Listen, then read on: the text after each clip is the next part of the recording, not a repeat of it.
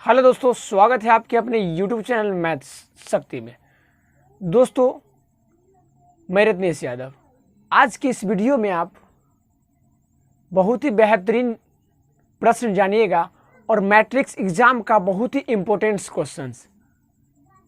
तो मेरे दोस्तों, वीडियो को बारीकी से देखिएगा और समझिएगा। जो 100% गारंटी के साथ मैं कहता हूं कि ये सवाल मैट्रिक्स के बोर्ड का एग्जाम में पूछे जाते हैं। आप बोर्ड पे देख रहे होंगे मैं किस सवाल के बारे में बात कर रहा हूं मेरे दोस्तों। क्लास 10th का जो है चैप्टर 6 का समरूप त्रिभुज में एक प्रमेय है, इसका नाम है थेल्स प्रमेय। ठीक है, थेल्स थ्योरम्स जो है या उसको आधारभूत अनुपातिका प्रमेय कहते हैं, उसको ये भी कहते हैं। तो आज मैं इस प्रमेय को सिद्ध करके आपको बतलाऊंगा मेरे दोस्तों। अगर आप चैनल में मेरे दोस्तों नए हैं तो आप मेरे चैनल को सब्सक्राइब कर लीजिएगा और बेल आइकन प्रेस कर दीजिएगा, जिससे कि आपको हमारा वीडियो जो है एजुकेशन से रिलेटेड सारे वीडियोज़ का आपको मिलते रहेगा और आप इससे ग्रहण करते रहेंगे। और साथ ही साथ मेरे दोस्तों, अगर आप चैनल में का वीडियो आपको अच्छा लगा तो आप लाइक ज़रूर कर दीजिएगा, जिससे कि हमारा आपके सहयोग रहा तो मैं आगे बढ़ूँ और आपका आशीर्वाद प्यार से ही मैं आगे बढ़ सकता हूँ मेरे दोस्तों। चलिए मैं आपको थेल्स प्रमेय के बारे में बतलाता हूं और वीडियो को शुरुआत करता हूं। वीडियो को पूरा अंत तक देखिएगा।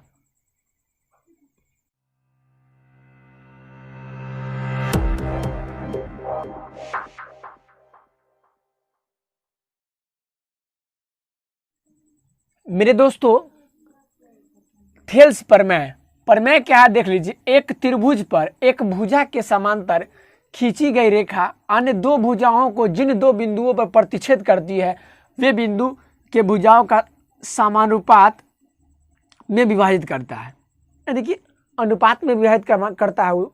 ठीक है, चलिए हम सिद्ध करते हैं इसको। अब क्या कह रहा है, एक त्रिभुज लेते हैं, एक हम त्रिभुज लेते हैं ए बी सी। ये एक त्रिभुज लिए हम और कह रहा है कि एक त्रिभुज पर एक भुजा के समांतर खींची गई एक भुजा बी सी क्या है, एक भुजा है, उसके समांतर खींची गई रेखा अन्य दो भुजाओं को जिन दो बिंदुओं पर प्रतिच्छेद करती है। अन्य दो भुजा तो ए बी और ए सी भुजाओं पर प्रतिच्छेद करती है, इसको हम डी ई एक भुजा ले लिए जो बी सी के समांतर और ए बी और बी सी भुजा पर प्रतिच्छेद करती है। समझ रहे हैं? तो ये समझ गए।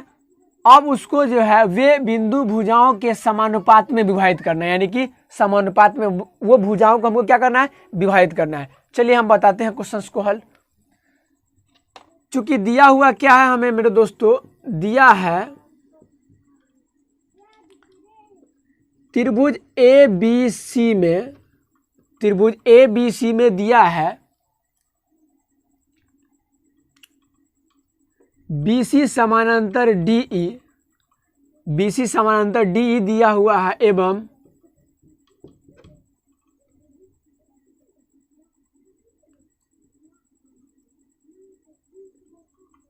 AB के D बिंदु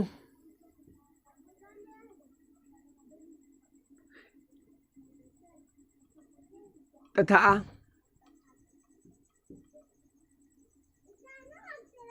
AC भुजा पर AB भुजा के AB भुजा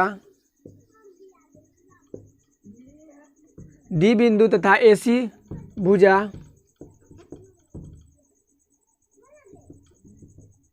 के E बिंदु पर प्रतिच्छेद करती है। ये दिया हुआ है। ठीक है, जब ये हमें दिया हुआ है, अब इसमें क्या है तो हमें सिद्ध करना क्या, ये देखते हैं।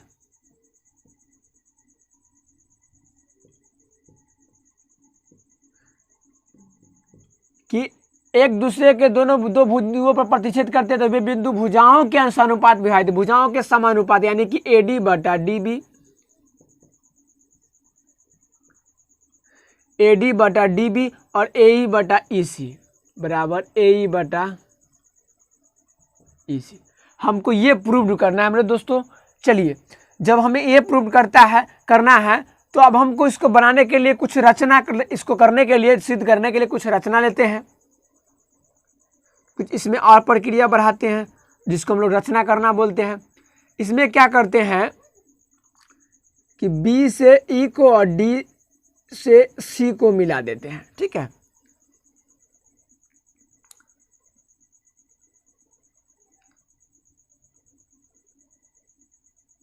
त्रिभुज ABC में D से C को एवं B से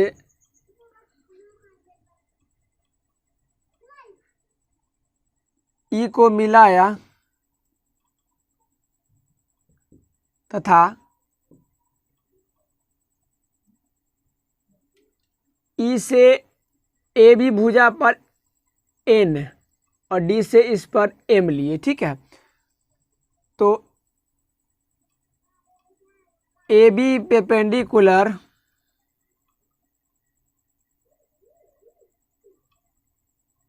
EN एवं AC परपेंडिकुलर DM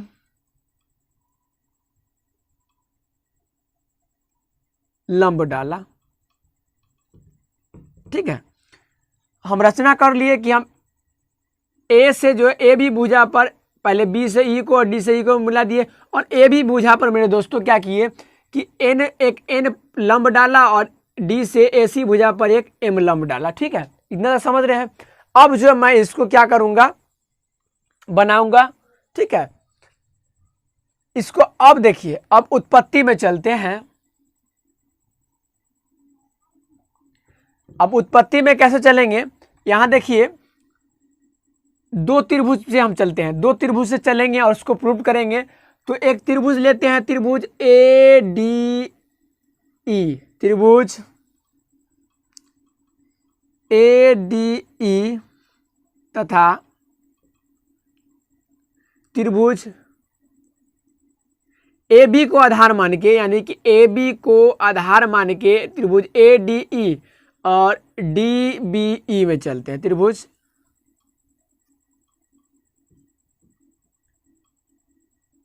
B में। ठीक है, किसको, AB को हम आधार माने हैं, इस AB रेखा को आधार मान के, और हम DEB में चलते हैं। ठीक है, DBE में चलते हैं। ठीक है, DBE में, सॉरी DAB लिख दिए हैं, E में। इतना समझ गए। अब देखिए, तो हम एरिया ऑफ त्रिभुज जो होता है, त्रिभुज का क्षेत्रफल जो होता है 1/2 आधार गुणे ऊंचाई होता है, वो फॉर्मूला का यहाँ हम यूज करेंगे। तो एरिया ऑफ, चलते हैं ADE तथा DBE में। तो एरिया ऑफ त्रिभुज ADE बटा एरिया ऑफ त्रिभुज DBE बराबर 1/2 ADE। ADE में आधार क्या हो जाएगा, AD, और ऊंचाई क्या हो जाएगा, ENE। समझ रहे हैं। अब देखिए, फिर हम चलते हैं इसमें, त्रिभुज DBE में। ठीक है, DBE में 1/2 आधार क्या हो जाएगा, DB। ठीक है, उसके बाद में दोस्तों लंब क्या हो जाएगा, NE। इस AB पर लंब क्या है, NE है। समझ गया। अब ये से ये कट गया और ये से ये कट गया, बराबर आया क्या, AD बटा DB। समीकरण फर्स्ट मान लिए। समझ गए। चलिए, इसको समीकरण फर्स्ट माने। उसी तरह फिर अब AC भुजा को आधार मानते हैं। किसको, भुजा को, AC भुजा को हम आधार मानते हैं और चलते हैं त्रिभुज ADE में या AED में, ऐसे भी चल सकते हैं त्रिभुज। फिर चलते हैं त्रिभुज ADE तथा त्रिभुज ECD में, ECD में, ये दोनों त्रिभुज में चले तो फिर एरिया ऑफ त्रिभुज ADE बटा एरिया ऑफ त्रिभुज ECD बराबर एरिया ऑफ त्रिभुज ADE 1/2 गुना, जब आधार इसको माने हैं तो ADE में आधार क्या हो जाएगा मेरे दोस्तों, AE क्या होगा, AE गुना ऊंचाई क्या होगा, आधार गुने ऊंचाई होता है, ऊंचाई क्या हो जाएगा मेरे दोस्तों, इस भुजा पर DM बटा फिर 1/2। अब देखिए 1/2 और ECD में चलते हैं तो इसमें जो है आधार क्या हो जाएगा EC और लंब तो AC पर लंब क्या है AC पर लंब क्या है DM, तो DM, ये से ये खत्म और ये से ये खत्म हो गया, बचा AE बटा EC, ये हो गया समीकरण सेकेंड। इतना तक समझ गए। चलिए अब इतना तक समझ गए, इससे आगे मैं बतलाता हूं। AE बटा EC हो गया। अब देखिए, अब यहां देखिए इस दोनों एरिया ऑफ त्रिभुज ADE और ADE दोनों बराबर है, बराबर है ना। चलिए दोनों बराबर है, इतना जान गए, दोनों बराबर है। तो अब देखिए हमको DBE और ECD बचा, DBE और ECD बराबर तो नहीं है। अब हमको ये देखना है मेरे दोस्तों कि ये त्रिभुज में जो है एक ही, ये त्रिभुज में जो है DE BC समानांतर DE दिया हुआ है, क्या दिया हुआ है, BC समानांतर DE दिया हुआ है, ठीक है। त्रिभुज में DE और EC BC समानांतर है।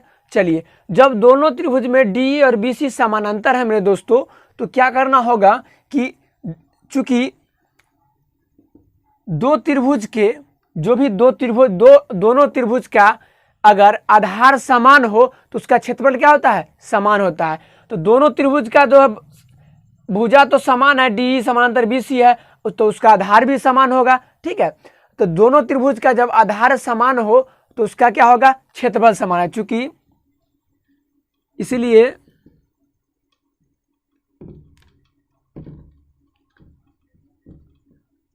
दोनों अगर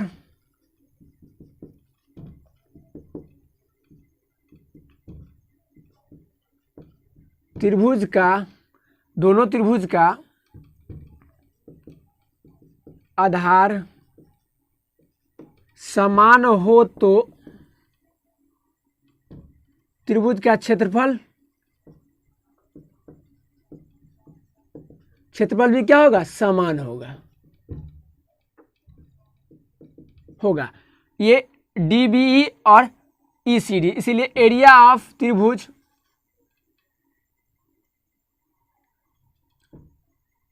DBE बराबर एरिया ऑफ त्रिभुज ECD। अभी दोनों बराबर हो गया, ठीक है। जब दोनों बराबर हो गया तो अब चलते हैं समीकरण सेकेंड से, समीकरण सेकेंड में, ठीक है। सेकेंड में क्या है कि एरिया ऑफ त्रिभुज ADE बटा ECD है ना, एरिया ऑफ त्रिभुज ADE बटा एरिया ऑफ त्रिभुज ECD, जब दोनों बराबर होता है तो ECD के जगह हम इतना लिख सकते हैं,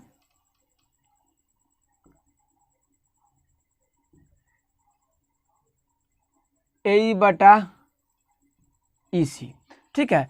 इतना हुआ AE बटा EC। अब देखिए तो हम इसके जगह पर हम ये लिख सकते हैं एरिया ऑफ त्रिभुज ADE बटा एरिया ऑफ त्रिभुज ECD के जगह हम DBE लिख सकते हैं। त्रिभुज DBE बराबर हो गया AE बटा EC। ये हो गया समीकरण थर्ड। ठीक है, तो जब दोनों बराबर हो गया तो दोनों त्रिभुज का क्षेत्रफल क्या होगा, आपस में बराबर होगा। इसीलिए समीकरण फर्स्ट तथा थर्ड से हमें यह प्राप्त हुआ कि AD बटा DB बराबर AE बटा EC। ये मेरा हो गया प्रूव्ड। हमें यही सिद्ध करना था, आपको सिद्ध हो गया।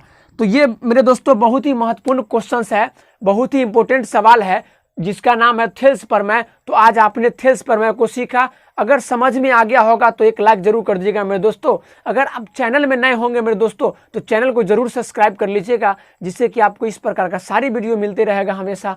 चलिए अब मैं अगले वीडियो में अगले चैप्टर से मिलता हूँ, अगले क्वेश्चन पे मिलता हूँ। तो मेरे दोस्तों ये 100% सवाल पूछने वाला है बोर्ड के एग्जाम में। आप जरूर इसको रिहर्सल कर लीजिएगा, इसको रिपीट कर लीजिएगा, इसको बना लीजिएगा मेरे दोस्तों।